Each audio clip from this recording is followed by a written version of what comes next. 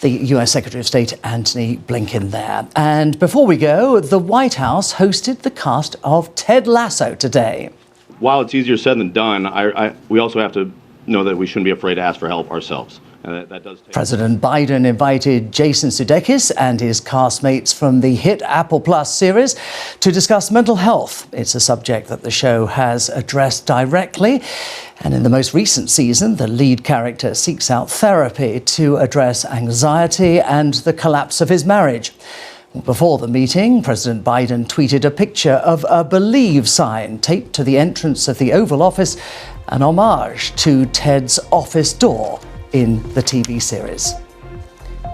I'm David Willis. Thank you for watching World News America.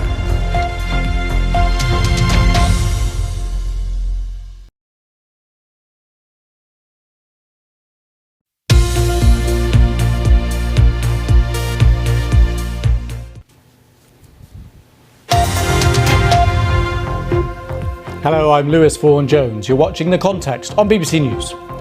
Exactly 20 years ago today, US forces and its allies invaded Iraq. Within weeks, the regime of dictator Saddam Hussein had collapsed. It was called a war on terror, but after the invasion, years of violence and instability will look at what happened. In the UK, the Democratic Unionist Party says it will vote against the government's new Brexit plans, the so-called Windsor Framework. A breakthrough at last after 9 months of rail strikes across the UK as Network Rail workers accept a pay offer. Tonight, bringing us the context are Amanda Renteria, Hillary Clinton's a former national political director, and Tom Peck, political sketch writer at The Independent newspaper.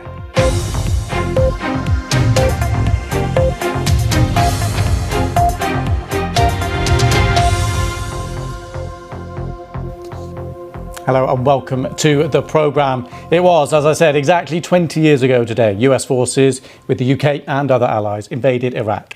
The stated aim? To rid the country's dictator, Saddam Hussein, of his weapons of mass destruction, weapons that in the end were never found.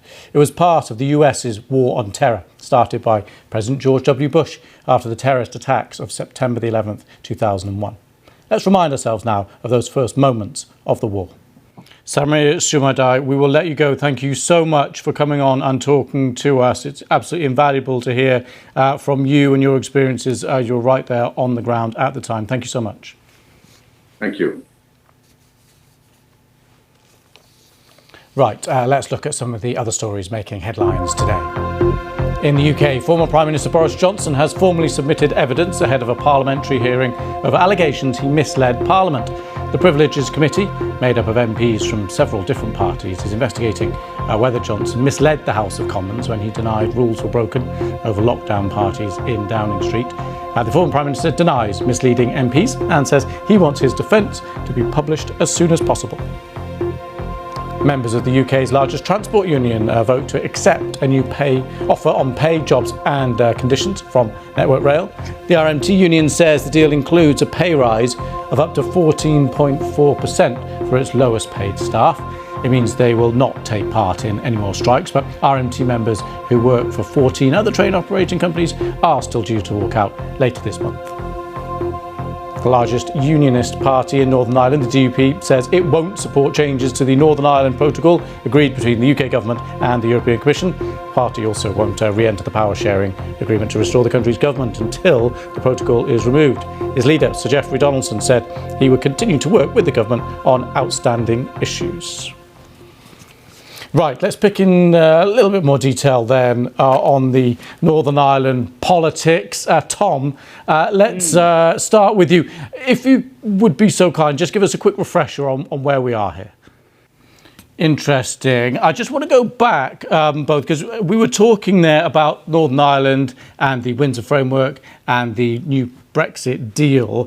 We were talking about the fact that the DUP said they won't vote for it, but as Tom pointed out, that shouldn't make too much difference in terms of UK Parliament. They have the support, the Tories have the support of the Labour Party, so it should go through anyway. We just got a line through from Jessica Parker, who's our correspondent, update from the Brussels side of things, saying that the Brexit deal, the EU member states are expected to endorse the revised Brexit deal for Northern Ireland tomorrow morning. So they are expected to endorse this revised Brexit deal for Northern Ireland tomorrow morning. That's 11:45ish in Brussels time. This note just being sent through to us here from Jessica Parker. The Windsor Framework will be considered by ministers at a General Affairs Council in Brussels.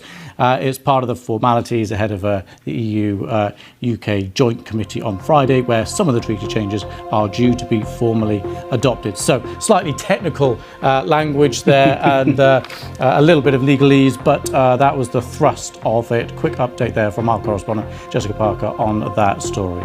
Right, do stay with us. You are watching BBC News. I'm Lewis Vaughan-Jones. Bye-bye.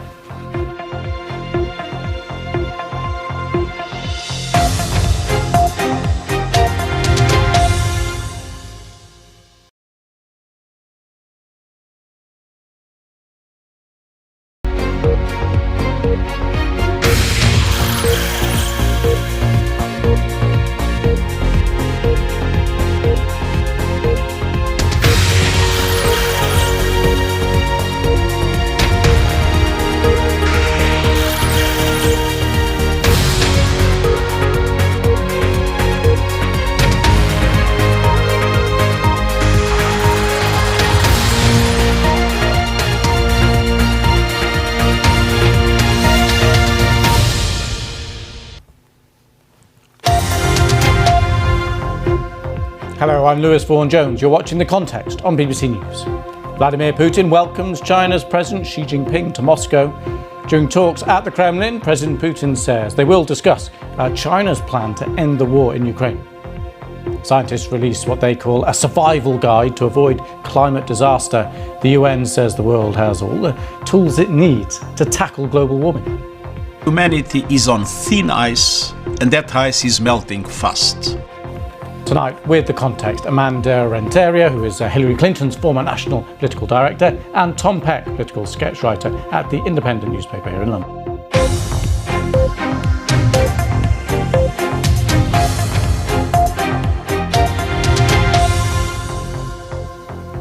Right, let's go to Russia, where President Vladimir Putin has welcomed China's President Xi Jinping for an official state visit. This was the arrival there in Moscow. You can see Xi Jinping being greeted by Russian military fanfare. And he then met Vladimir Putin in the Kremlin. It's President Xi's first trip to Russia since the invasion of Ukraine, and comes a few days after the International Criminal Court issued an arrest warrant for President Putin for alleged war crimes in Ukraine. Despite that, Xi Jinping made it clear today this visit is a sign of China's continued support for Russia. Thank you. Right, now it's time for the panel. Right, this is the chance for our panel to talk about what they want to talk about, almost within reason. Amanda, let's start with you. Well, I think I don't want to cause any more, differences or arguments between the UK and America right now. We have enough diplomatic problems on our plate around the world. So we will leave it there for the moment. It's been great fun, as always. And thank you so much, of course, for your insight. That was Amanda Renteria and Tom Peck being on our panel for this edition of The Context. Great to have them and their thoughts. Lots of those stories, of course, that we've been covering will keep bubbling over for the next couple of days, so we will have plenty more analysis on them, on The Context and the rest of our output here on BBC News. For the moment, though, I'm Lewis Vaughan-Jones. Bye-bye.